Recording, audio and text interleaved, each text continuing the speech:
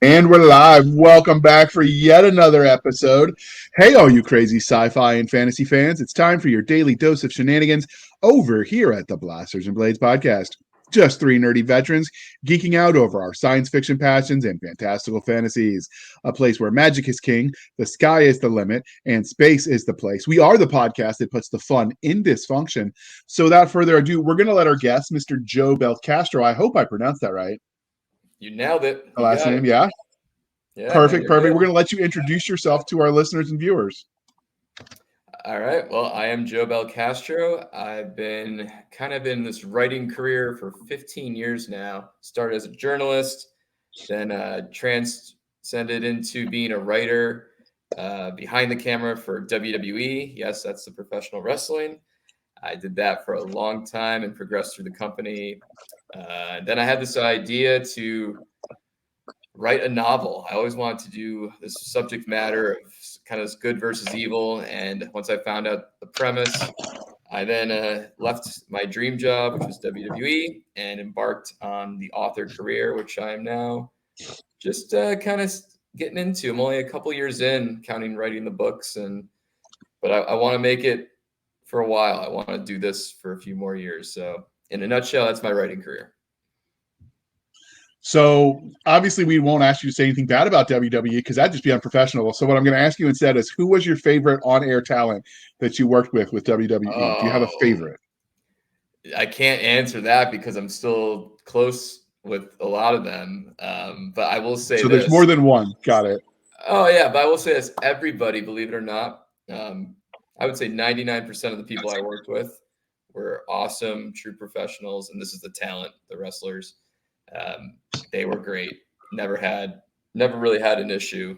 Everyone was very respectful, professional, and it was very it was like an army going to war every night to put on live television, and we all had each other's backs. So everybody's my favorite just because of that. They actually started sending. It was after I got home. So I got home from Iraq in '06, and they Okay. actually started sending.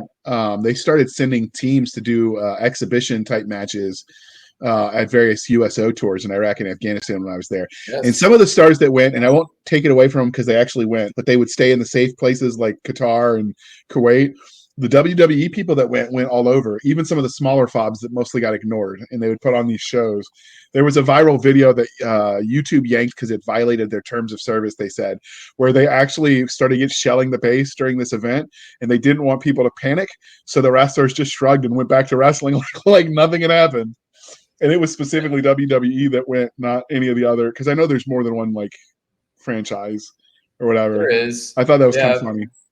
Yeah. Look, we had a mindset of all hands on deck. You're never you just do what you're supposed to do, and like if we have a job to do, in this case, is performing for the troops, and which is a very important thing that we always cherished.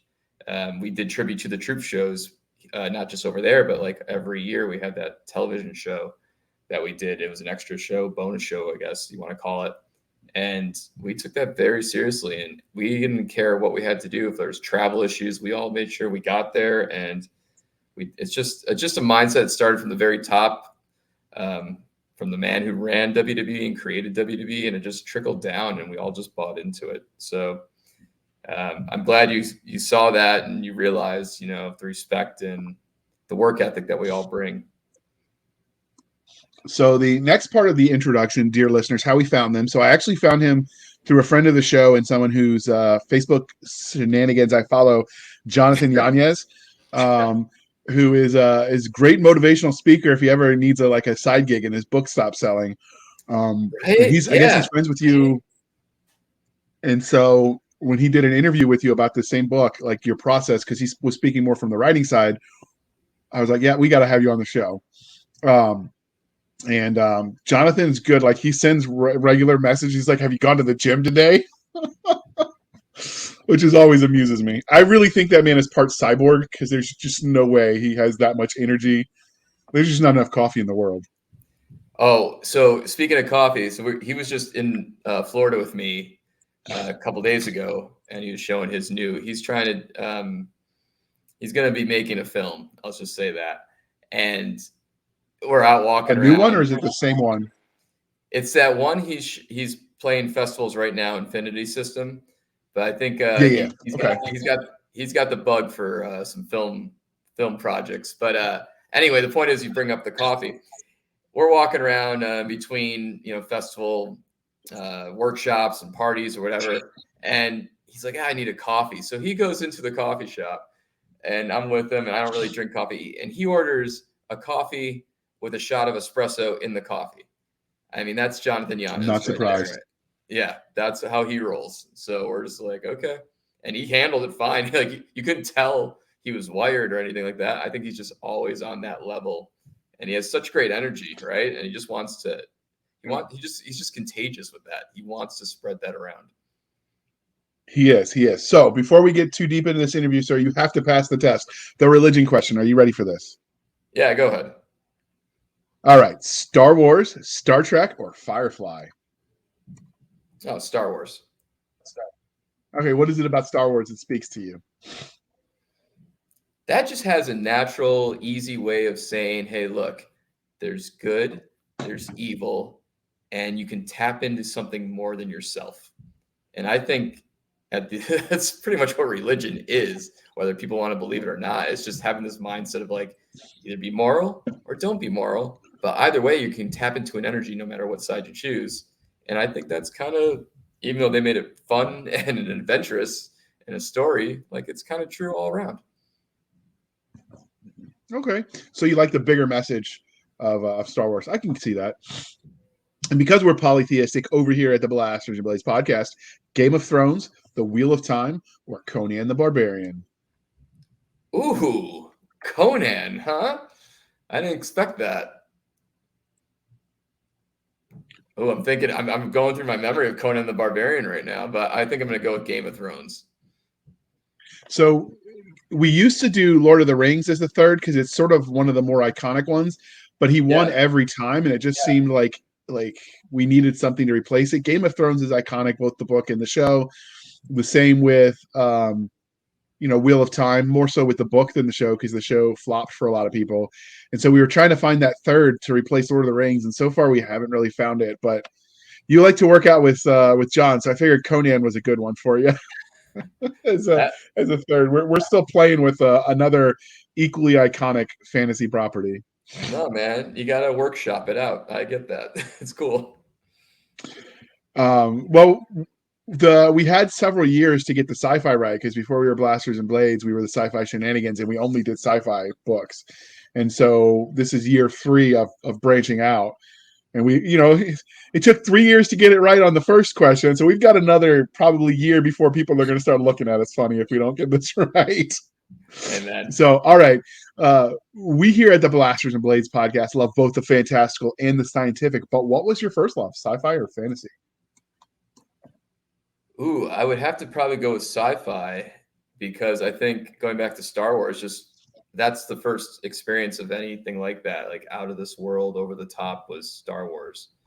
When I was such a kid, I remember, this will tell you my age without saying my age, but I remember my sister and I used to get around the record player and listen to the Star Wars albums that would actually go through the audio. It's pretty much like an audiobook, and it had all the sound effects back then.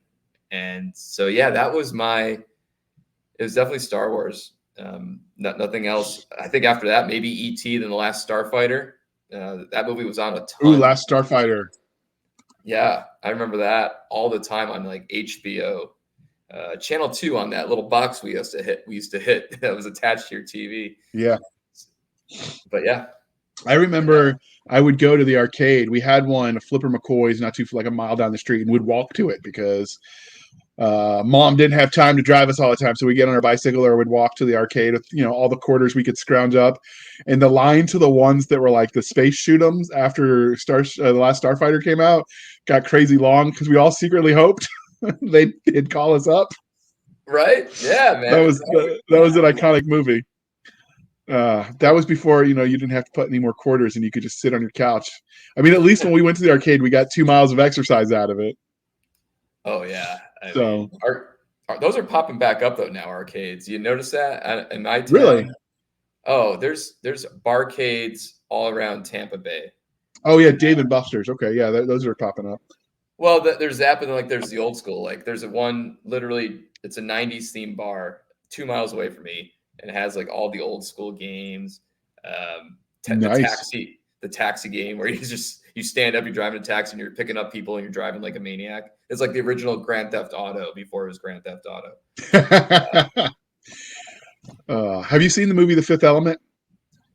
Yeah, it's been a little bit, but I've seen it a The few times. Yeah, the the the opening scene where Dallas Corbin is driving a cab. If I ever drive a cab, that's how I want to do it. there you go. Yes, absolutely. So, what is it about speculative fiction as a genre that you love so much?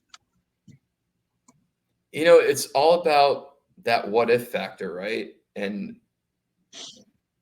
I don't think like when I was growing up and being exposed to, whatever was through video games or comic books or movies or books, like, you don't know that you're reading fiction, but you don't know like how real or realistic or if they're pulling from something that's actually historic or true.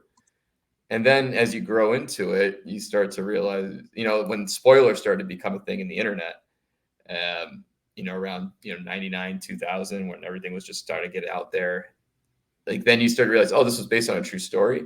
Like for instance, the Blair Witch. There's a good portion of the audience of the Blair Witch had no idea that was not just a marketing gimmick, like the found footage gimmick, right? Because no one really did it, and there wasn't that like space in the world. Like a lot of people were walking out of that theater like, I can't believe that really happened. They showed it on the screen, and it's like, well, yeah, but it's just a made up story, and somebody like just took an idea and ran with it, and manipulated it, and that's kind of like what, because it's based on a true story. They just hammed it up or embellished or whatever they had to do to make a cool little ride for people to watch. And I just like that with stories. I know now we're surrounded with it, right? Like Marvel, the king of all entertainment in some people's minds. They have a whole brand called What If, where it's just like, yeah, like let's just speculate if Iron Man was bad or something like that.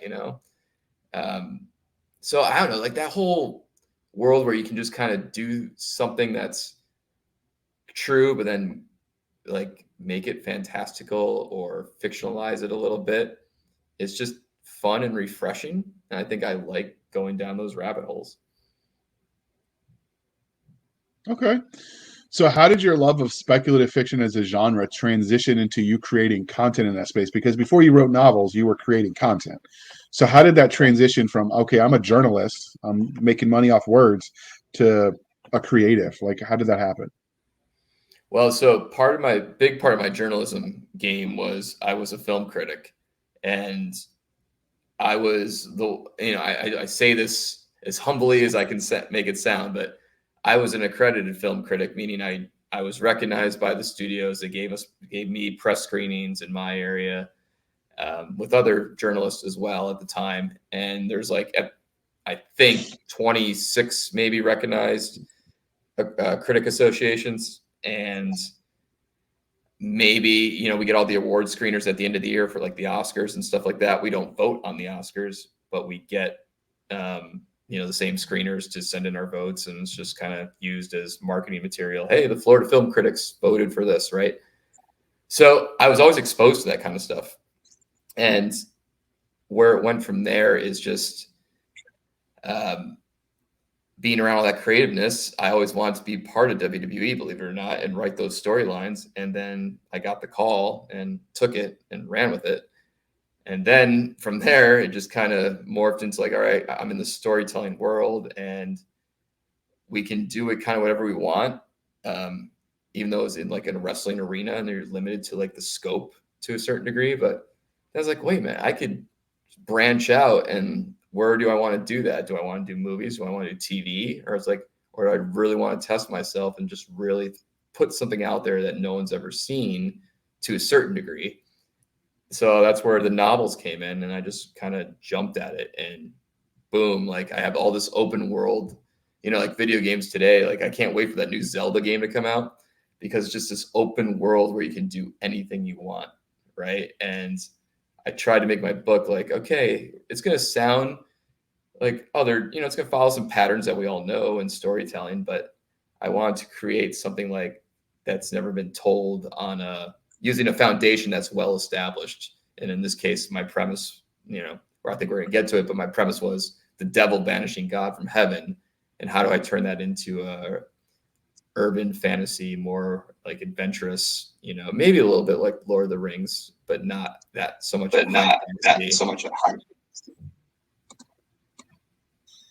Okay.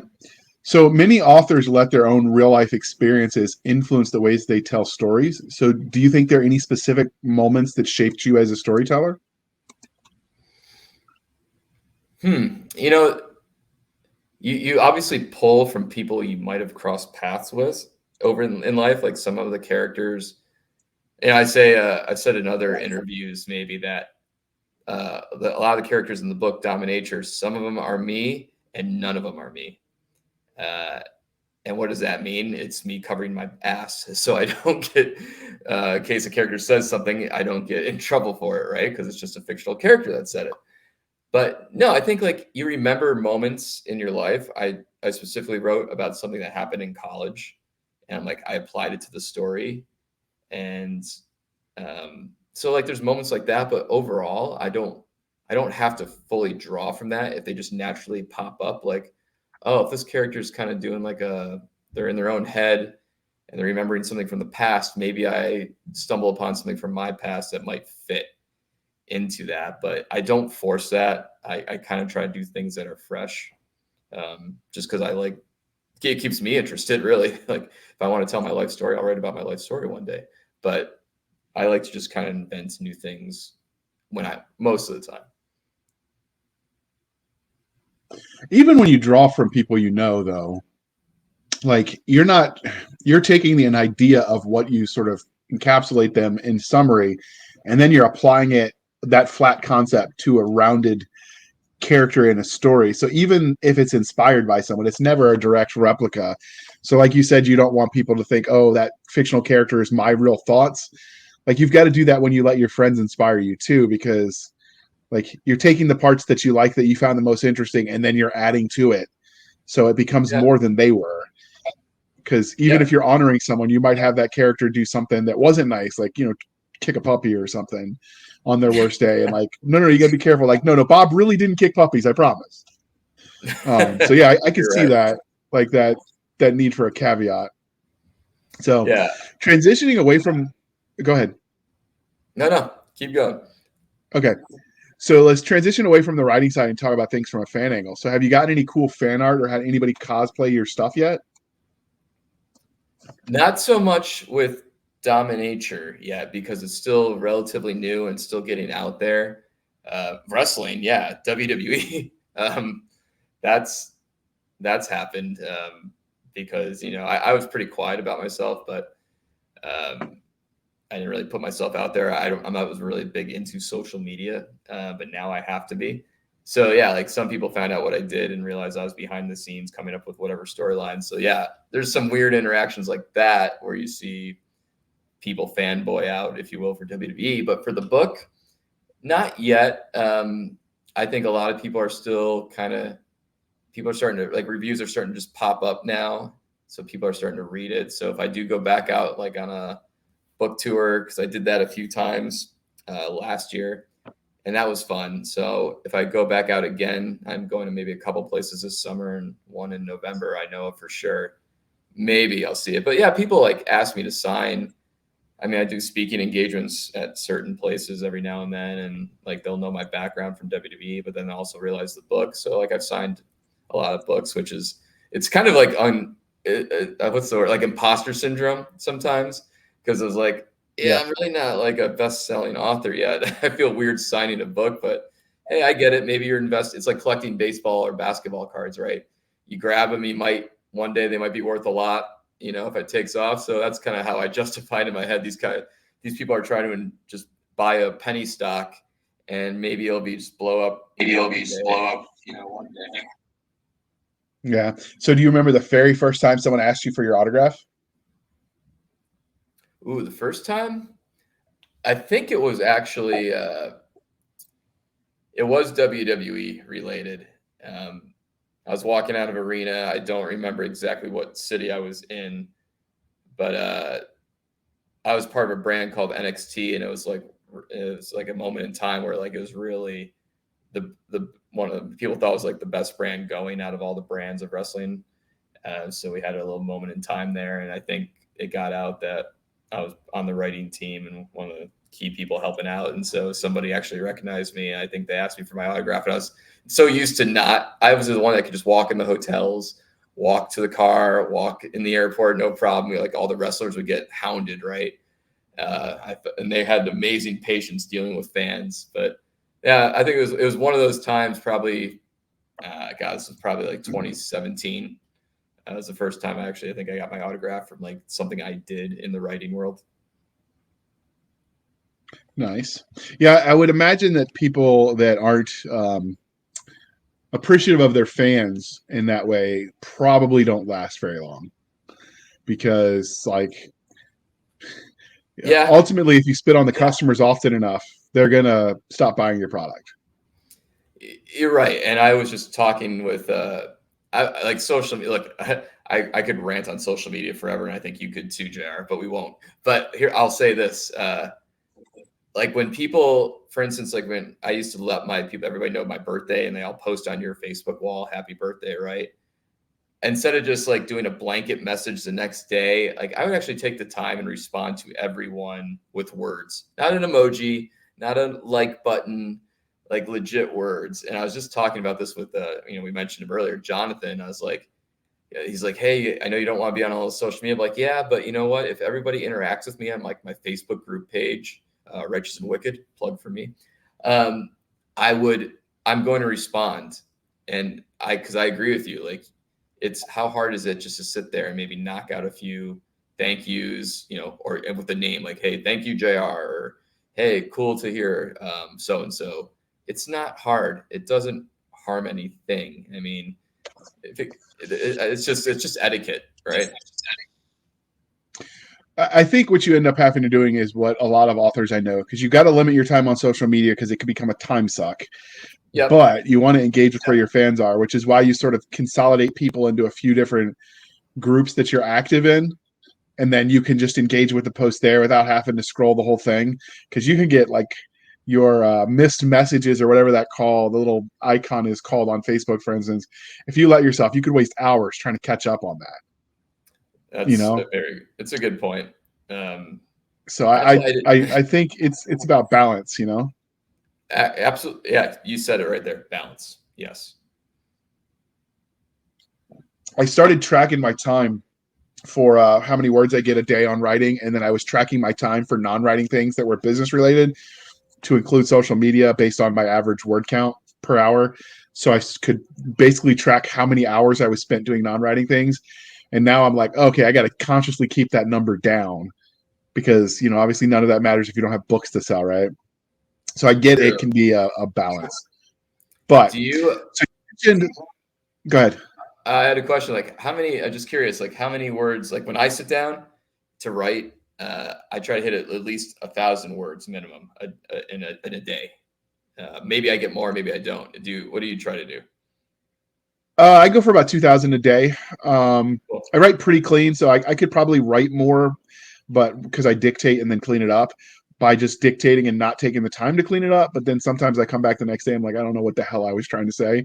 So for me, it's, I'll dictate, 5 minutes ish, get maybe 600 words, and then it becomes about 1,000 when I massage it. So, but I have to work my process around the brain damage. So like, I've just got to make it work.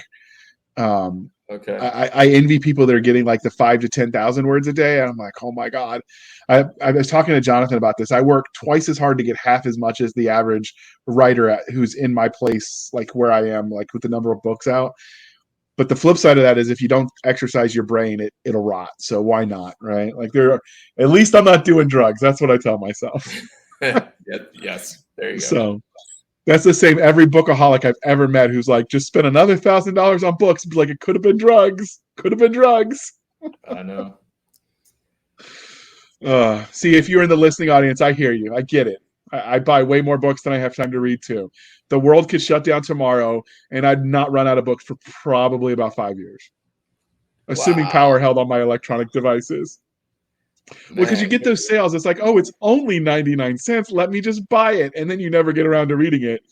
Which, when I realized that, is when I realized that my sales numbers for book one, while the number of sales was impressive, because it was 99 cents, I realized probably most of those people never actually read the book.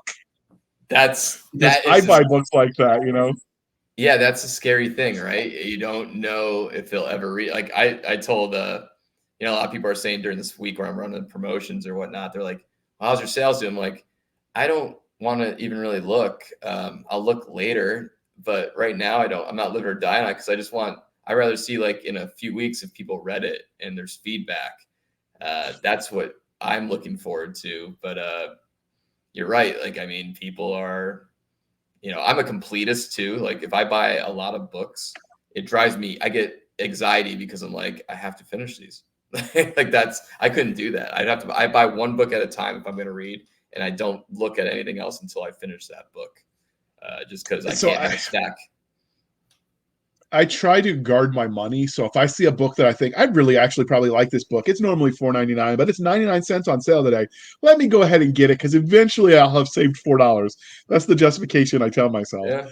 So I buy I used to. I had to tighten the pennies with the economy as it is, but like I get it. So when I first heard you sold 10,000 copies of your first book, like, oh, that's impressive. And then I realized probably 9,000 of those people never read it. They were just like, oh, combat veteran wrote his therapy. Here, let me support him. And then they never cracked the book. So I think that's where book two sales are going to be what shows you, because that's going to be your read through. Like how many people Yeah. read book one and read book two. No matter what the sales for book one are, book two is going to give you your baseline, which is also already out. So we're good. So have you ever spotted anybody out in public reading your books? No, not yet. I actually I do think about that. Like, what would I do if I do see it? Would I say, "Hey, I'm the author"? I don't know if I would do it or not, or if I just walk by and say, "Whatever." At least they're reading it, right? So no, not yet though. There are some authors will do the opposite and go up and like trash the book and make their fans defend their book to them, not realizing it's them. I want to Oh, say it was like Larry Correa who said he did that in an airport. It's like, oh, that guy's a hack. Why are you reading him? And then they'd be like, and if it's not Larry, whoever it was somebody on this podcast that we interviewed was mentioning they did that. I'm just like, I don't know if I'm that ballsy. Like, I that's a might good. just be like, That's a good idea. I like that, man. That's cool. I'm gonna do that actually. because everyone reads ebooks. It's like back in the day, there'd be the dust jacket, don't have your image on the back, right? Mhm. Um, but now that books medium has changed to mostly ebook, I think something like 90% of the book market is now ebook. So people tend to stop when they eat the last page. They're not looking at the back content. So even if you put your picture back there, most of them will never see it. So you could get away with that now in ways you probably couldn't have 10 years ago. True. Amazing how much the market has changed in just that short time. Yep, So, I'm learning all learning right. all about it.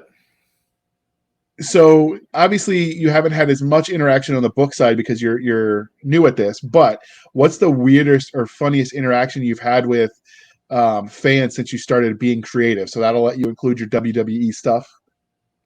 Okay. So actually, I do have one with the book because like I mentioned, I did go on a few book festival stops when I was kind of testing this out and getting it out there. And I'm at I think it was in Orlando. It was like a fanboy expo, and I had a table there. And I actually did it.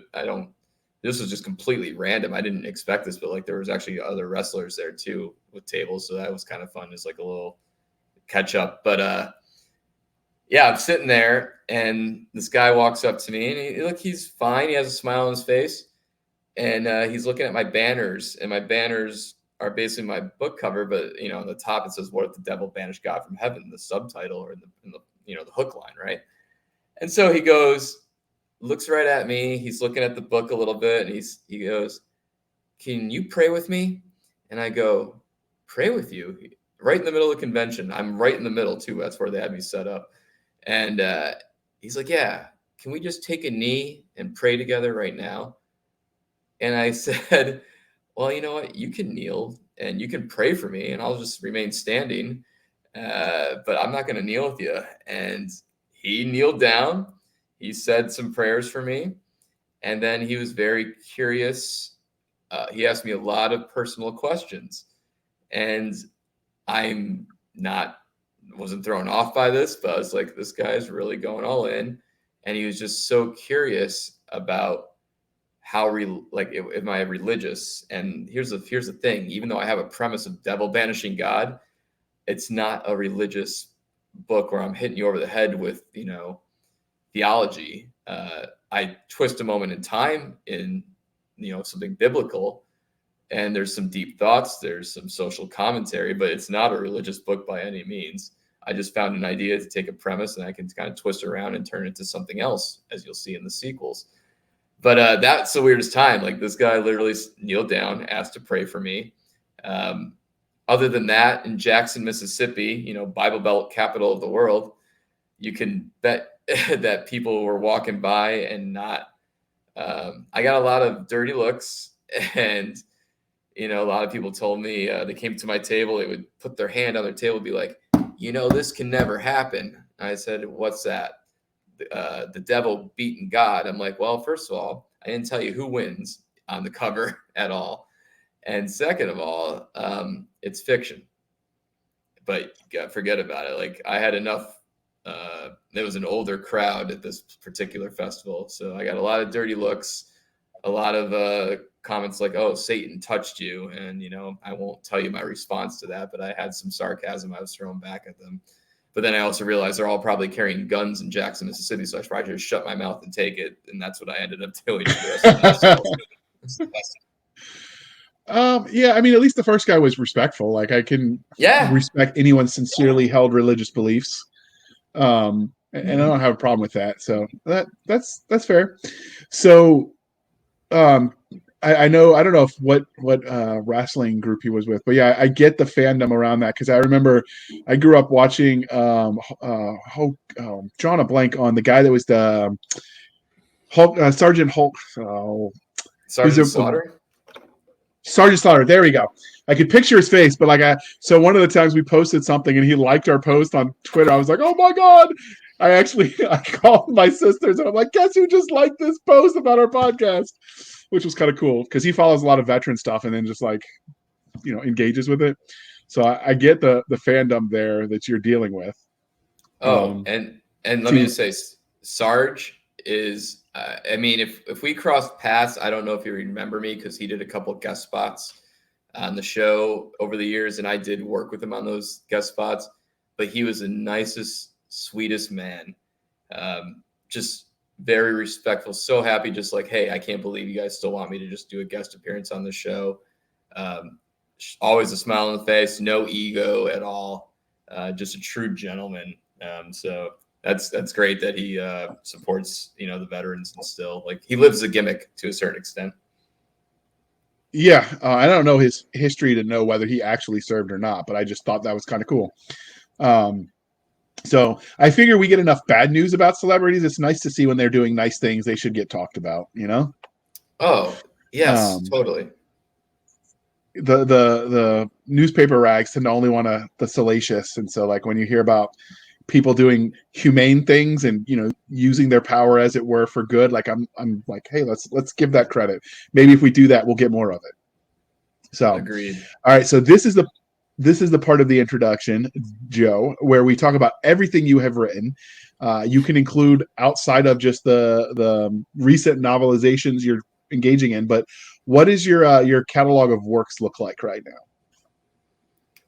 Well, look, I don't know where all my journalism stuff went. I wrote from everything from, like, newspapers to, .coms and sites all over the place. But so I don't know where those all live. All my wrestling stuff, I mean, I guess you could go, they are now on, I think they're on Peacock, that app, Universal, NBCU. I believe if you ever want to see any of the shows I might have been a part of, creatively I contributed to, it's probably there. And then, obviously the novel's out now, and, like, my website, joebelcastro.com, is kind of geared towards that mainly. It does give a little bit of a timeline history. But here's something I didn't put on there, and it's relevant to your question. I actually played in some local bands, and I wrote the music. We played all original stuff. And so part of my writing career, even though it was probably my least monetarily successful side of my career, I did play in some bands through the years. Started in college, and we did some local shows there, and then the same thing when I moved to Tampa. I found myself in a little band, and we wrote our own stuff, and played a lot of festivals, actually local festivals around here. We played, and that is still believe it or not, that's my favorite form of writing, is writing music, like lyrics. I just got a piano a couple weeks ago, or a couple months ago, I should say. And I just been sitting there trying to learn how to play Dream On the piano. So I find myself, sometimes like, I should be writing, I'm on book 3 right now of the series. And I find myself, 2 hours just sitting on my keyboard, just playing around. And then I find myself writing lyrics, but I still have to handwrite the lyrics. I don't type them out. So that's all of it. That's kind of everything I write. Music you won't find anywhere unless you know some people, I think. Everyone's got to start somewhere. Well, all right. All of that sounds fascinating. But before we dive into the book that brought us here, we're going to pause for a moment while we shamelessly shill for the man. And that's you this time, Jonathan. Thank you. Thank you. Here comes your next romp in the graveyard. In Hunters for Hire, a new urban fantasy adventure by best-selling author Jonathan Yanez, a guy down on his luck puts sign twirling and rideshare driving on the back burner to track down the supernatural for a pretty penny. Find out what happens when John Hunter enters the secret underworld. Download your copy and start listening today. Now available on Amazon and Audible. All right. Thank you for sticking with us through that commercial interlude. But let's dive into the book that brought us here. So, speaking of dominator, where did the premise for this universe come from? Was it psychedelics, Ouija board, overindulging in, I don't know, whatever the craft services tray had that day? You know what? I was still working at WB when it happened. The idea, that is, and I'm not into drugs, but I do like to drink absinthe. So maybe there's some remnants of absinthe in my mind, but I've always had this idea, like one day, and I found an article I wrote during journalism life. It was back in 2012. I wrote it. And it was, again, like kind of like the speculative column that I used to write. I wish they make a movie about blah, blah, blah, blah, right? I'd spit something out. And I actually wrote one like, I want this epic God versus the devil movie, because I like those movies like The Prophecy and, Devil's Advocate and Constantine, but like they never lean into the devil and God. Like they're just part of the story, but they're not in the story. And there's never that big final battle, right? It's just part of the plan. A step on the staircase, so to speak. And so I'm sitting on my balcony. And I remember this is almost actually 3 years ago to the day. And I was just sitting out there. I was playing this band called the 69 Eyes. There's this like goth metal band from Finland that I'm a big fan of. And the song came on, and I'm trying to like think like, God, I'm really got this, itch to write this story. I just don't know what it is. And then I was like singing along, but like screwing up the lyrics, and something came out like, oh, heaven, Satan's soul. And I'm like, heaven, Satan's soul. And I'm like, wait a minute. What if I switch this around and I could do an alt history angle and like, dude, what if the devil banished God from heaven? And then I ran in from my balcony, picked up my notebook. I outlined the story that weekend. I sat on it for about 2 weeks. I had to go to do TV for WWE, came back home, read it over again. I'm like, all right, I have something. I convinced myself that I could do this story. So there was really no drugs or psychedelics. Like I said, I do like to drink absinthe, but I didn't drink any that year. I remember that for a fact. So, and once that hit me, I just went with it. So it was just literally from always in my mind, like I want to see that on the screen one day, but instead of just writing a movie or a TV show, I was like, let me go tackle a novel and let me try to bring it to life. And then maybe someday somebody will buy it and adapt it and then bring it onto the screen. I'm just saying if you've seen Supernatural where the devil had to take a human host, I'm just saying if the devil needs a human host, I know who she is.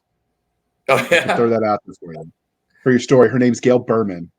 If you're a Firefly nerd, you know who she is. She's the woman that canceled it. She can Oh be the devil's host. Not that I'm still salty or anything.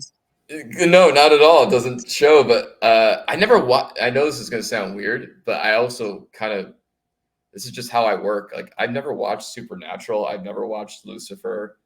And I'm glad I didn't, because I don't want anything to influence me that's already been done.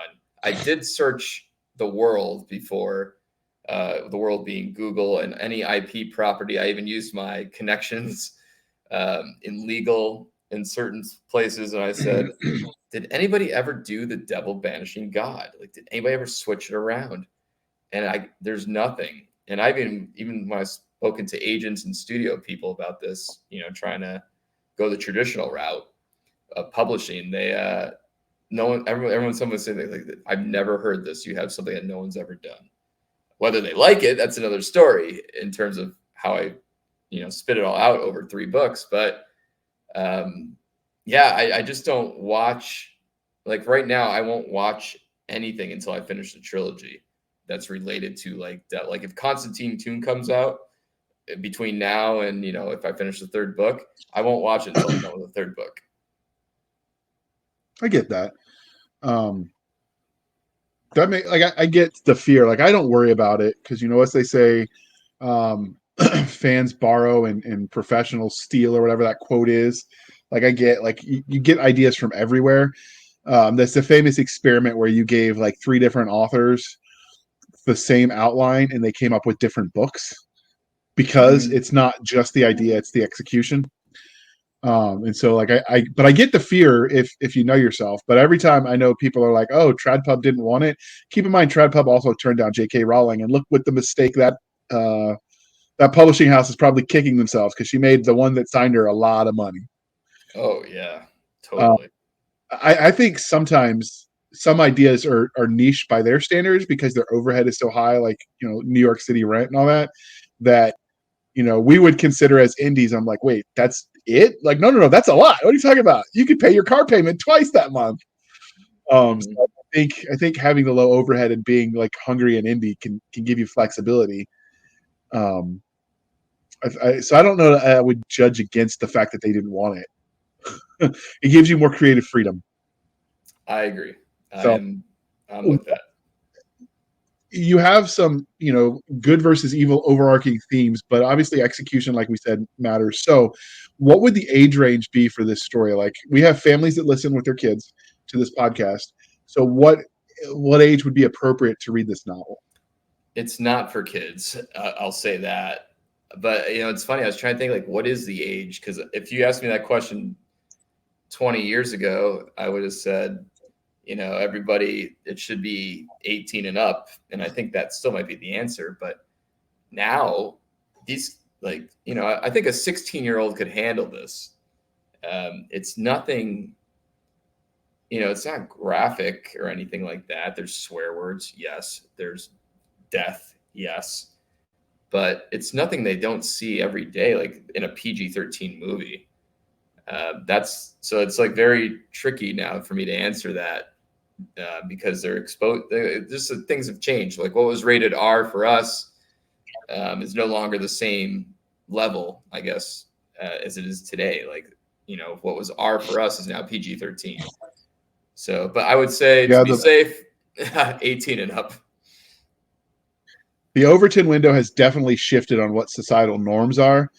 But even regardless of what they were now versus then, like there were people that probably like you, like me, like a lot of the people listening that were precocious readers and were definitely reading things outside of what was probably appropriate for their age. Yeah, it's like rap music back then. I listened to, when gangster rap was kind of hitting their stride with like Dr. Dre and Snoop and Ice Cube. Like I had my hands on that. I was on the basketball court listening to that all the time. And I was definitely not even driving a car yet. Same with like, Guns N' Roses. When they came out, they were love me some GNR. Right. And like, they were the first band I think I ever heard swear words in. right? And you're just like, but you're fine. Like it's not a big deal. You don't know that right away. And our parents didn't know any better. They were raised in a different generation, and we were raised kind of in like a blending of like, we can handle it, but let's do it in moderation. But now I think now it's just a different world altogether with, you're overexposed and desensitized to a lot of things. So I don't know. I would probably put a parental advisory on my book, put it that way. Yeah, I get that. Although some of what they said, oh, it was better back then, and then I listened to the lyrics of some of that music, and I'm like, do you know what that song was about? You know what I mean? Oh. Like, they weren't as explicit, but isn't it great when you can go back and you watch, like, say Ghostbusters, right? Which is a family thing, but like if you listen to some of the jokes, you catch the sexual innuendos that you didn't catch when you were originally watching it. Or the music. Oh my goodness. Yeah.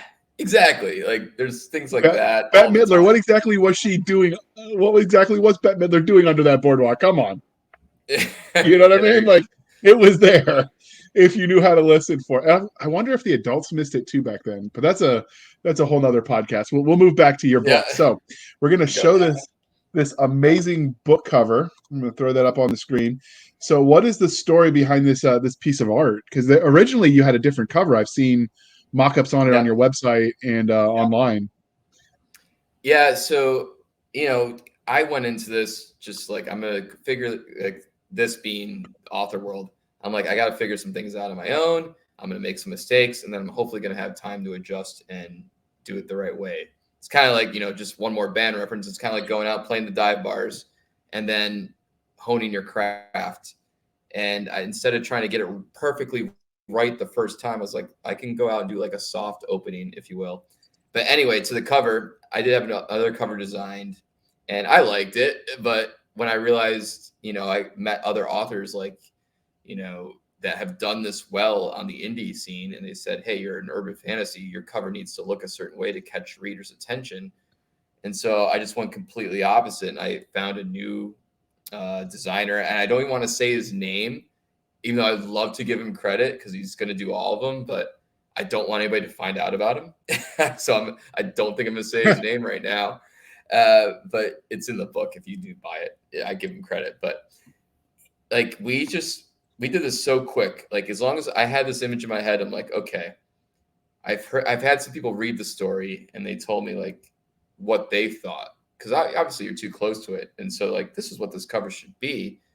And I want to lean more into like showing the symbolism. If you're going to put like the devil banishing God on your cover in your subtitle, show what this could be supernaturally rather than just it could just be an existential thing if you didn't have like the hooded figure and the mysterious beings, and you see some like supernatural manipulation of the elements. Like there's a planet exploding up top.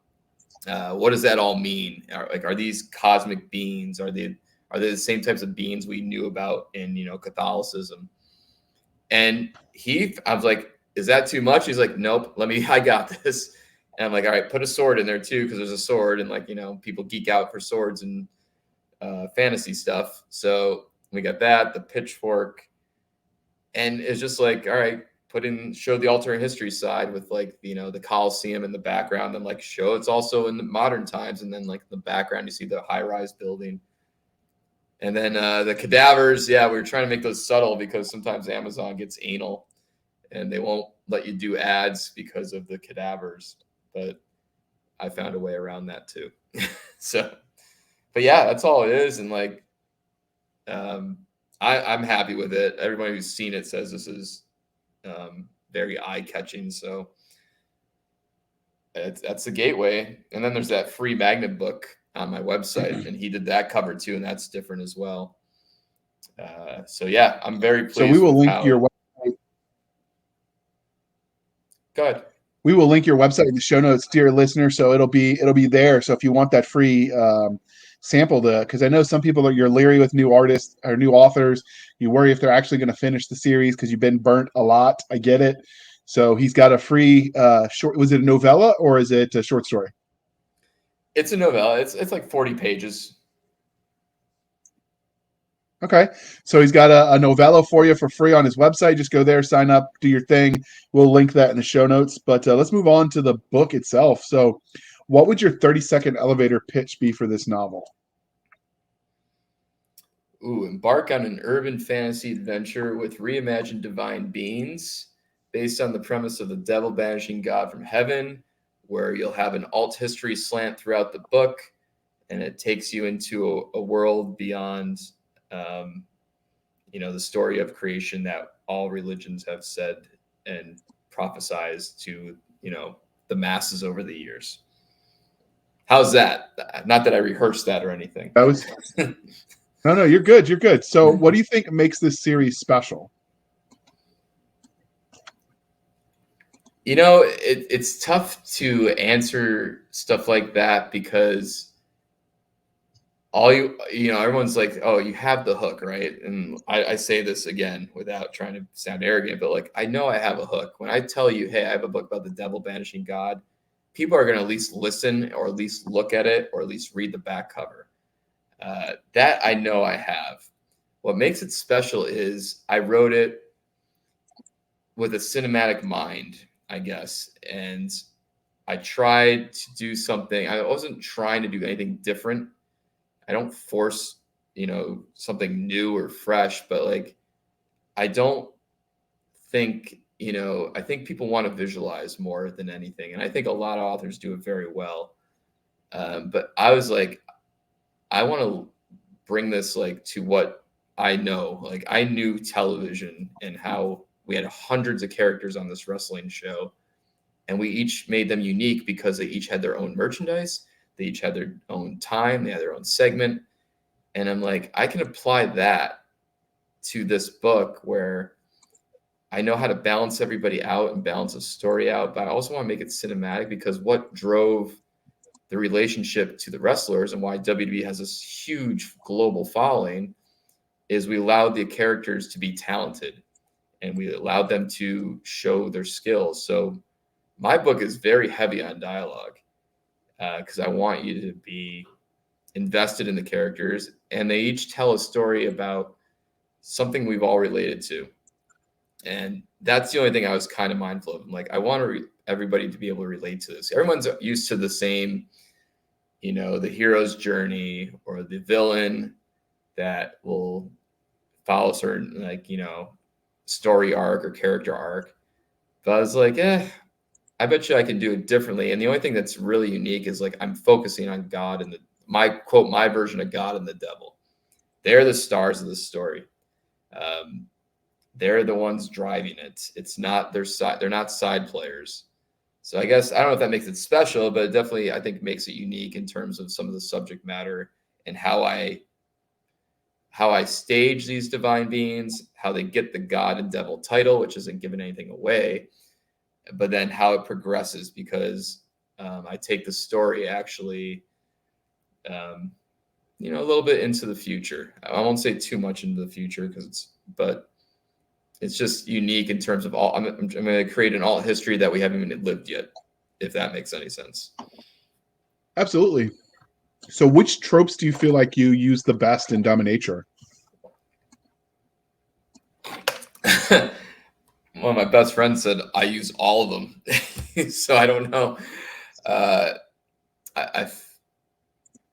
me ask you this. What's some of your favorite tropes?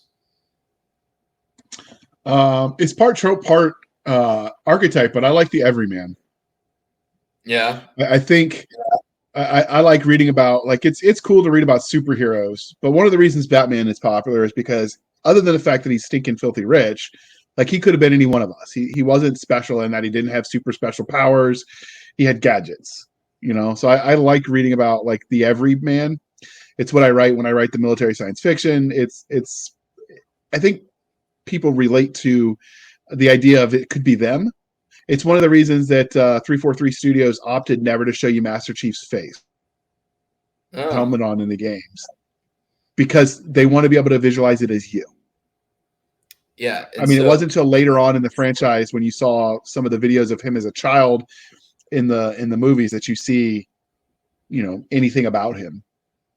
No, I'm with you there. So like we brought up the Batman thing, and I don't know if it's necessarily the trope, but it is kind of the idea I took. Like I love Christopher Nolan's Dark Knight, and what I like about that is Yeah. he took the superhero genre and he grounded it in reality to a certain extent, but it still felt like over the top, larger than life characters.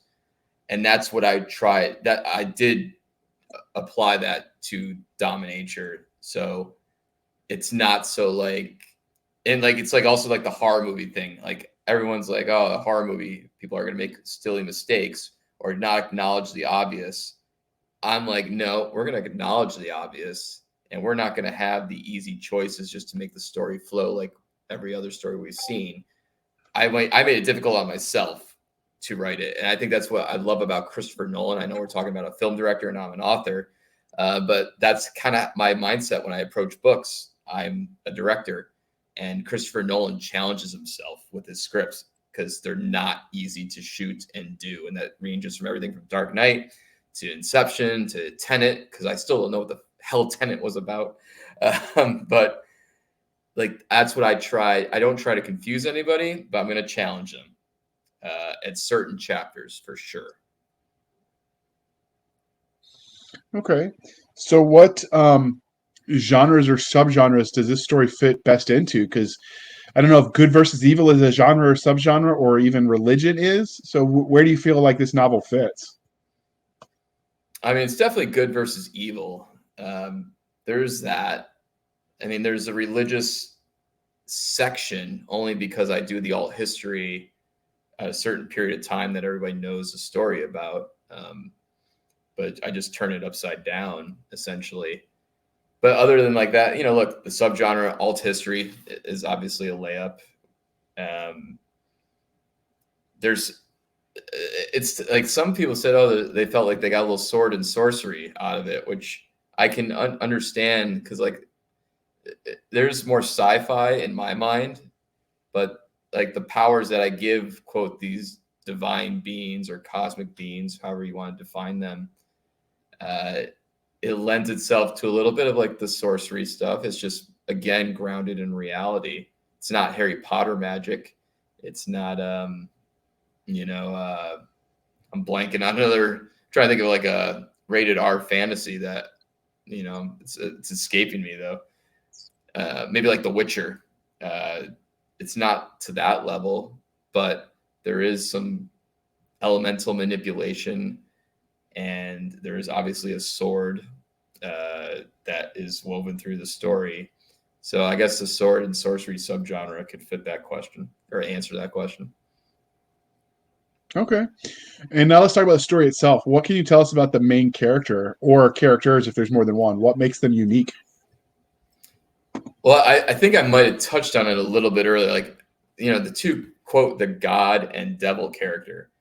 They're not the God and devil character that we all know. That's all I can say. But they drive the story. Again, I'll just reinforce that. Like, they are the ones at the forefront, and they're different and they're relatable, but they're also I still make sure they have that cachet of being, or the gravitas of being above everybody, and to a certain extent. But what you'll learn is that, and I think it's a social commentary thing, I like to explore how human history has evolved, because I do jump to a couple time periods. A lot of this is in the modern day, present day, but there are some time periods where I linger just to do the alt history thing. And the story will kind of show you like how much we haven't evolved as a species. Technology has evolved for sure, but in terms of like how we handle things or new things, we're still the same. And it's because I did a ton of research on every time period, and there's more time periods in the sequel, which is on pre-order right now, and it'll come out in July. But that has that is more of a true alt history feeling, where I explored more time periods, and I do a ton of research on these periods, like because I use familiar characters that we know, and then I invent some characters as well to help complement that and interact with the known and the unknown, if you will. Okay. So, were there any secondary characters then that were especially memorable to you that weren't God and the Devil? Yeah. Uh, there's one. So most when I lay out a book or outline it, I usually keep most of my stuff, and I have a lot of it set. It's very rare. Like I think once per book I've had. So there's 3 books in this, and I'm on the 3rd right now.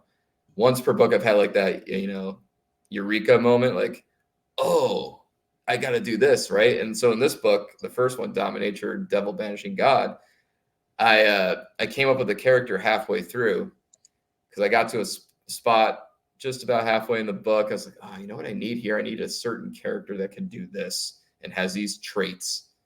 And that character that gets introduced halfway through end up becoming my favorite character, to the point where I don't like to force things, like I said earlier. But like in this, I was like, I want to give him I want to make sure he can be used in every book. Like, I like writing for that character so much, and I don't want to say I don't know if I should say who he is, but he shows up halfway, and then he's a prominent main character. He's a prominent main character through the rest of the story. I'll just say that. So, because you mentioned God and the Devil, do you have angels and demons as part of this, the lore in this world? No, not really. So I'm not the Constantine. I don't err on the Constantine side where there is demons and angels and like all those movies I mentioned earlier, like the prophecy and stuff like that. There is a subset of divine beings below God and the devil. I'll say they're familiar, but their genesis is not, they're not like, oh, we made angels. No, like they earn that label through based on choices that the quote God character and devil character make. And I can actually say who the God and devil character are because they're on the back of the damn book. I just realized that. But Adonai and Hillel, one of I'm not going to tell you which one's a god or which one's a devil, but Adonai and Hillel are the main characters, divine cosmic characters that start this journey, and then the choices they make lend themselves to certain things happening. But there is a subset of divine beings loyal to them, and that's not giving too much away. So does your character have bad guys that they have to confront? I mean, you would assume the devil is the bad guy, but you've spun enough on its head that I'm going to try to keep an open mind and see. I mean, Supernatural pretty much had the angels almost as bad as the devils. So, really, anything's possible. Yeah, the angels were jerks. I'm like, this is the team we're supposed to fight for? Like, pass, next, please. They kind of did that in I broke down, even though I said I don't like to watch anything, but I had to watch Good Omens not too long ago, and that was like Neil Gaiman's like got that quirky sense of humor about angels and demons, right, and creation and God and the devil. But I was just curious about it. I heard enough about it. I got to make sure I'm not doing anything that he's maybe already done, and thankfully I haven't. But the angels are kind of they're not the wholesome people you think they are. But what was your question again in terms of do I have bad guys? What can you tell us about? Yeah. Okay. So look, there's obviously, it depends who you view as bad. That's the thing. And that's something I kind of explore in an existential way. Like everyone has motivations, but it's kind of clear who you're rooting for. Like I don't put it so much in a gray area. Like you should be rooting for a certain person. They're positioned as that protagonist, but there's a lot of backstory and conjecture or whatever you want to call it that you could technically be rooting for the people that you might deem evil because their perspective could be something a lot of people relate to. And so I do play that kind of battle with your mind in terms of moral and morality. Okay. So speaking of characters, as authors, we do a lot of horrible, nasty, no good, rotten things to the people we write about. So if the characters you wrote about met you in a dark alley and they knew that you were Joe Belcastro, the creator of their torment, how do you see that interaction playing out? Not good. Not good at all. uh, I don't know. I'll put it this way. I will die in a very unique way. They will get very creative, and uh, they'll, I will be feeling pain. That's for sure. None of my quote deaths were merciful. Let's just put it that way. Okay. Speaking of characters, do you have a favorite character archetype when you write? Like I mentioned that I like the sort of the everyman approach for archetypes. Do you have one that's a favorite? I like the conflicted villain, I think. Um, I mean, I personally like to write. Remember when Joker, the Joaquin Phoenix version, came out? Yeah. That movie. So I was so nervous to see that movie because it's like, oh no, the Joker, they're gonna do something where I feel sympathy for him. And I don't want to feel sympathy for the Joker, right? Because he's this iconic bad guy. And so I won't tell you if they did or didn't for those who haven't seen the movie. But like I was concerned, like, I like a villain that just sticks to their guns and they don't have any conflict. Even though I just said I like a villain, I like to write for a villain that's conflicted because it's fun to take them on that ride. But eventually, at least if I'm penning that person, I like them to stay evil. Like I like some idea of like where people aren't full of redemption. So, for instance, sticking with the Joker character, like Jared Leto's Joker in the Snyderverse of the Justice League, I think I could get on board writing that type of character because from what we've seen so far and the cameos that character's made, that character is just pure sociopathic evil, and I think that's fun to write because I'd like to think most of us are not evil.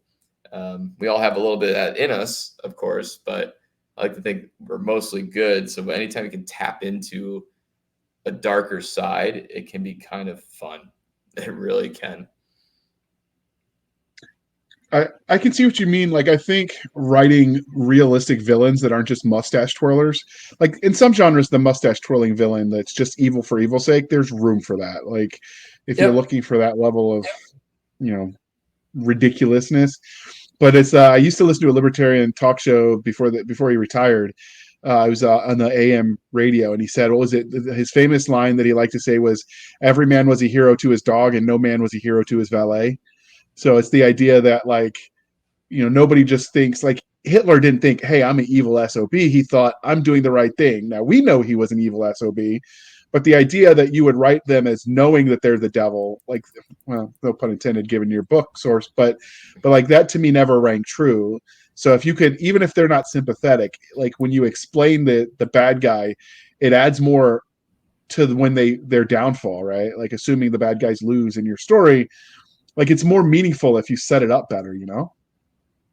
Yeah, I agree with you there. And it's just how you position them, and you have to be mindful of that journey because you're right. There is room for the straight up, I'm evil and this is how I'm going to be. And we're good with that because it balances out the characters. But if you're going to have your protagonist or your good guy go through that hero's journey, you have to have some type of, as a word you mentioned earlier, balance to have the other characters go on that journey, or else it becomes a little predictable, I think. Yeah. So let's look at a sneak peek behind the curtain to see how the sausage was made. So were there any cool scenes or ideas that you had to cut from Dominature that, even if you used them in later books, that would make an entertaining story? So all the good stuff made it in, I'll give you that. But the things I took out, I found it interesting, but I realized the reader might not because it wasn't really moving the story forward. Is since I did the alt history stuff, I tried to give some educational back hit story, I guess, if you will, about those times. And then sometimes I caught myself writing 3 pages to open a chapter all about, like, say, the Han Dynasty. And I was like, these people are reading an urban fantasy book, and I'm writing a textbook now. And I was like, I can't use that. Even though I'm fascinated by, like, I could sit on Wikipedia all day and read about a time period that happened, especially one I might write about, and, switch around some things. So I had to just cut out some of that educational stuff, backstory stuff about the times, Roman Empire. I left in I had a whole chapter about Horace, the poet, right? And Horace is still in the book, but I took away a lot of the stuff he did because I'm like, I can just sum it up and just keep it on the main characters, because you don't want to get too confuse the reader with so much information about a character that might only just be a side player, right? So I just had to cut some history stuff out. That's about it. All the good stuff I didn't anything I felt was like action and it made sense, like, battle scenes and stuff like that. I left all that stuff in. But I like tight battle scenes. I'm kind of like, I think Tolkien wrote a lot of quick battle scenes, and I think Peter Jackson was kind of loyal to that in some respects in his movies, because it just resonates more, right? Obviously a final battle, it should go a little longer, but I kept things tight. And if I did need to expand on the fun stuff where people like to read in the urban fantasy, I just took out the history crap. That was the only thing that was on the editing floor, if you will. Okay. So this novel is set in Earth as we know it. Obviously, it's alt history, so there are going to be some changes. So how do you decide, how did you decide what to change and what to keep? Well, once I realized it was going to be a trilogy, I was able to just tease some things. And, Easter eggs. Like, I can mention, like, one character in the modern time would be telling about, they'd be talking about something that happened in World War II, for example. And it's just a little part of the dialogue and chapter, but I know that's going to be a bigger piece in the second book, where we might explore what really happened there, because it's a tease, like something big and impactful happened, but you don't need to know about it in the story of the present, but you might go back and we might just explore it, right? It's kind of just world building. So stuff like that. But most of it, like, you just pick and choose, like, what's interesting. Sometimes I thought Napoleon, I have nothing about Napoleon in this book, but I was reading about everything that Napoleon did. And I was like, you know what? It doesn't fit. There's nothing here that I could really use or manipulate, even though you can just do whatever you want, but it really didn't fit. It felt like a force. So I didn't worry about Napoleon. I might tackle, I don't want to give too much away for the second book, but like I tackle some key moments of how, explorers might have came to this country that we live in now, and what really happened using the divine characters that I created, the supernatural beings. So I think it's just knowing your plan. You got to know where you're going and mapping it out. And believe it or not, the second book is and I said this, I think earlier, maybe, that's truly going to be an alt history book. This is all history, obviously, but a lot of it's a fresh take once you get past the halfway point of the story. Okay. So Diminuture is clearly part of a series. You mentioned that there are 3 books out in this arc, but will their story be done after that, or are you going to do other trilogies, series, whatever, in this world that you've created? I love it. You said, and I get it. It's a word no one's ever said, but you said diminiture. The only other person that says diminiture is my 92-year-old grandmother who saw this book.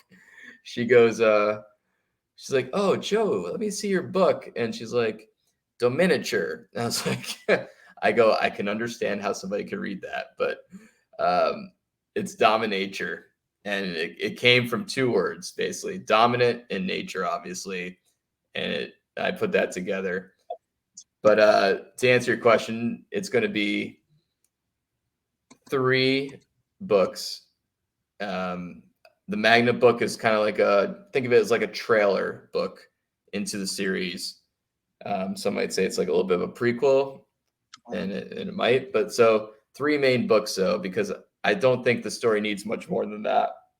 Now, I say that if this series gets popular and people say, "Hey, I really want you to explore, this section," like kind of like TV does, right? Like they'll do a series and they'll have an offshoot about a certain time period. I could see maybe exploring that. I don't think I would want to, because I don't like The Walking Dead, for instance. That show was just on way too long, and then they had 2 or 3 spinoffs, and it's just too much. Like I don't think it might have made them some money, and the ratings might have been okay, but it just dragged out the story and watered it down, and it just kind of took the oomph out of what The Walking Dead was. And I don't want that to happen. Like I love shows that end, like Stranger Things is ending, I think, at a perfect time. They're not forcing it, maybe 1 season too long, but that's about it. Cobra Kai, another, if you watch that show, like they are on their last season. Succession, like they are like, hey, we only need 4 seasons. That's it. Even though it's like one of the most highly rated shows, they just knew like this is the time to get out. And I'm a big believer in that. So I think it'll be 3 books, long-winded answer. And then we'll see where I go from there. Okay. So we know that every literary universe, at least the good ones, have their own internally consistent rules of science, technology, and magic. So what sort of tech or magic can we expect from these books? Mostly, I would imagine the tech is going to be on par with what we got. So what about magic? Yeah, you're pretty much right about the tech. It's not going to be too different. The magic... Ooh, I mean, I kind of hinted at it. Like one of the power that they have is kind of manipulating the natural elements they created, right? So imagine you can just kind of go walk up to you can go walk up to a giant mountain and then just shapeshift it any way you want it to be. I don't know how much fun that would be. I guess if you're an artist, it could be cool. I'm not really into art. Mount Rushmore, anyone? Well, yeah, right. You could do that, or you could redo it however you want. But I guess that'd be the one power. Would be kind of, I don't know how useful it would be. That's what, like, can you think, like, say you can manipulate any natural element, basically soil, water, the weather. I mean, right? my plants might actually survive. So you could see it Okay. using it to create food. I have like a black thumb. I garden every year. This will be year 4 that I've tried gardening. It'll be year 4 probably that nothing survives. But I mean, I keep trying because it's a useful skill to have if things get bad. So for me, it's mostly an exercise in learning skills, and I'm outside while I'm puttering around, so that's a win. Let's see. If you could manipulate the elements, you could clean up the people that. Oh, I hate people that pollute, but like all the trash you see if you walk by our internal waterways, it just drives me bonkers. Yeah. So yeah, I mean, I All, could see using it you're like thinking of for all the environmental positives. reasons. I could see. Yep. All the Yeah. positives. Like I don't know, there are certain buildings that might have politicians we all love to hate. For insert party here, because I don't get political and I tend not to like any of them. But I mean, we could just wall off all the political capitals and then just the rest of us could have good lives. That would be nice. Just a rock dome. DC gone, Richmond gone, insert your state capital gone. Then we can all just live normal lives. I love how you took out. Which I is love how probably idealistic. you took out It's probably Richmond. I love idealistic. it.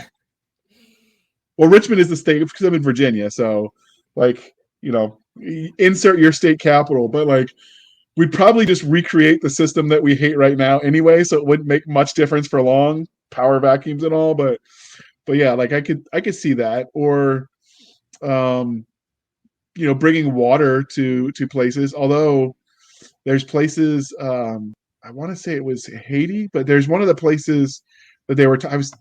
I saw a video about it, but they're talking about the ocean is spreading and one of the continents is splitting. I want to say it's Africa is developing a new ocean. They were speculating, but that's also, it's YouTube, so how real is it? I don't know.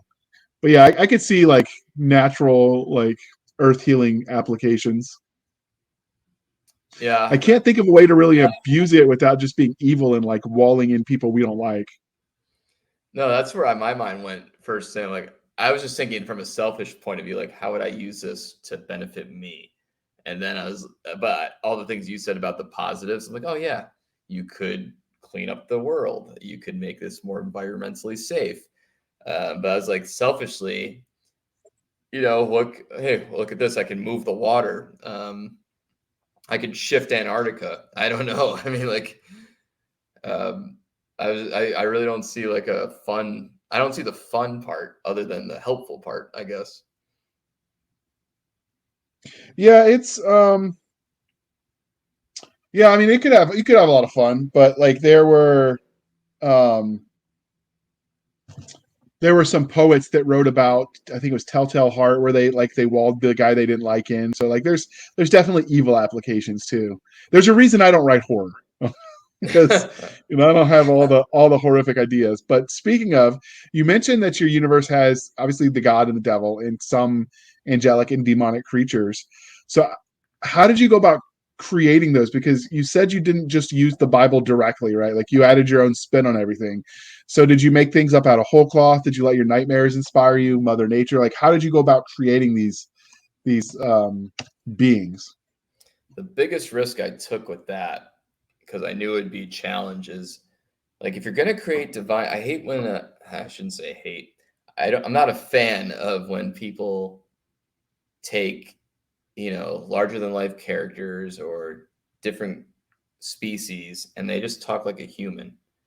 And I get we know what we know and we consume how we consume things. But I was like, all right, I want to make these divine beings different. And I started with like, all right, in a book, what can I do? What's the biggest thing I can do besides describing them? And I just said, let's have them talk differently in terms of their syntax. And that's a little jarring when you open the first chapter and you meet some of these beings and they have names you never heard of before and they talk in a different syntax. And I'll say it's kind of like a little Yoda meets Shakespearean English in certain spots. But I was like, I want to make them different and not just, I said, and like, physically you can do some things, but they're going to interact with the humankind species. So I have to make them somewhat realistic to humans to help with the interactions of the characters and how they move around civilization. But in the end, it's like just use the words. And that's kind of how I did it. And obviously I gave them powers, but I've been told like once you get past chapter 4, you get used to it, and then it just rolls because I eventually drop it because as the story evolves through time, so do the way people behave and the way people talk. So they naturally adapt to talking more like we do. So one of the things I do, because you're right that the alien, like language and syntax, is affected by culture, and culture is affected by language and syntax. So what I do when I write is I do the language loop. So I'll find free language translators, and I'll go from English to another language, from that language to a third language, and then the more complex I want it, sometimes I'll add a fourth, and then I translate the third or fourth back into English, and I'll just bookmark what sites I used for each conversion per dialogue, and you end up with something that's reasonably close to English enough that people can understand what you're saying, but it just reads off. And so I find that works. But the trick is you have to bookmark all of your not just your language hops, but what program you use if you want it to be consistent. But that's how I do it. I think that works. Readers notice, I think, if they're too much, if it's just too much like, English. Like, why do all of them sound like they're from Britain? Why do all alien planets look like Canada? Like, it's one of those things it's become almost a joke. And I try to avoid that too. So I feel your pain on trying to make the language different. Yeah, it's risky, So, but I prefer to just go for it and make it stand out, even if it's painful for some people. yeah, but I mean, it's one of those things, if you didn't do it, they would notice that too. Yep. So, so clearly this interview is winding down, but before we wrap this up, was there anything about dominature that we didn't ask you that you want to tell us about? Oh, that's a really good question to ask. It's very courteous, but no, I think we explored a lot about it, and I enjoyed the chat, and I would just like people to just give it a look. I mean, I think you said it again. I think we said this a few times, like, hey, you said this earlier, but to be new in this world in terms of author life, right? Even though I have a storytelling background and found some success in storytelling, just on a different platform in TV, I like how people can go to my website and download the free e-magnet and get a sense of what my style is. And I'm fine being judged on that. Obviously, you want the sale of the book, but I'd rather somebody at least read, when you tell them, hey, it's only 40 pages, people are more likely to read that and then jump in to your books, right? So I guess it's just reinforcing that. And I know you'll probably do that on whenever you post this. But other than that, within the story, we covered everything. You had some good questions, and hell, they've listened to us for 90 minutes. They better get something out of this. So let's refresh everyone's memory. So it's on Amazon. So you've got paperback and ebook, and you said audiobook will be coming. Audiobook's done. It's out there. Oh, okay. So it's regardless of how you consume your content, it's available for you, dear listener. So go buy it. And before we let you go, dear listener, we'd like to harken back to our roots as the sci-fi shenanigans and remind you to please be kind and speak your mind on the reviewing platforms. Your reviews help the right readers find the right books. And this is especially true for new readers who are trying to tweak the algorithm so people can find their passion projects. So do your part, people. It really does help. And remember, when you're writing those reviews, mostly you're writing for other readers. Like the authors sometimes read them, sometimes not. But realistically, you're talking as one reader to another when you write those reviews. So they really do help. With that being said, Joe, can you tell listeners and viewers how they can find you? And as usual, it will be linked in the show notes. Yep. I think the easiest way to find me is go to joebelcastro.com. That will get you to, as I mentioned, the free magnet book, but also where I'm selling on Amazon. And there'll be links to my Facebook group page. And if you want to do social media, which as we all know, I'm not a big fan of, but I am on Instagram and Twitter and all that fun stuff. So, and I'm active on it. I'm not just getting it. I'm actually trying to embrace it. So, but Joe Belcastro is a great place to stop. joebelcastro.com, that is. And then my book is exclusively on Amazon, audio, ebook, and paperback. Outstanding. You can find us, dear listener, over at twitter.com/SF_fantasy_show, Sierra Foxtrot _fantasy_show. You can email us at blastersandbladespodcast@gmail.com. Again, that's blastersandbladespodcast@gmail.com. We have a Facebook group where all the shenanigans happen at facebook.com/groups/Blasters and Blades Podcast. Again, /groups/Blasters and Blades Podcast. We have a Facebook page that exists, and you can like and follow it, and we encourage you to do so. It does not yet have its dedicated URL. We will nag Doc until she gets on that, but she's been busy, doing the whole mom thing, not dying from allergy season. Georgia's a pain in the butt this time of year, I'm told. The pollen flows like rivers, and it's a nasty, nasty thing. We have a website over at anchor.fm/blasters and blades. Again, anchor.fm/blasters-and-blades, where for as little as 99 cents a month, you can support the podcast and help keep the lights on. These shows aren't free to produce, and every penny helps, and we appreciate it sincerely when you throw a few pennies our way. You can also support the show more directly over at buymeacoffee.com/author J.R. Handley. Again, buymeacoffee.com/author J.R. Handley. Be sure to put in the comment section that it is for the podcast. And I promise I will keep my co-hosts, Doc Cisca and Nick Garber, duly caffeinated. They will drink until their eyes pop, their heart explodes, and their liver dances a jig. Yeah, maybe I should practice that one. That was a little bit of a tongue twister, people, but thank you for spending some of your precious time with us. For Nick Garber and Doc Cisca, I am J.R. Handley, and this was the Blasters and Blades podcast. We'll be back next week at the same time, where we'll indulge our love of nerd culture, cheesy jokes, and all things that go boom. And with that being said, Joe, thank you for coming on the show. Pleasure. Thank you for chatting with me, and I enjoyed it.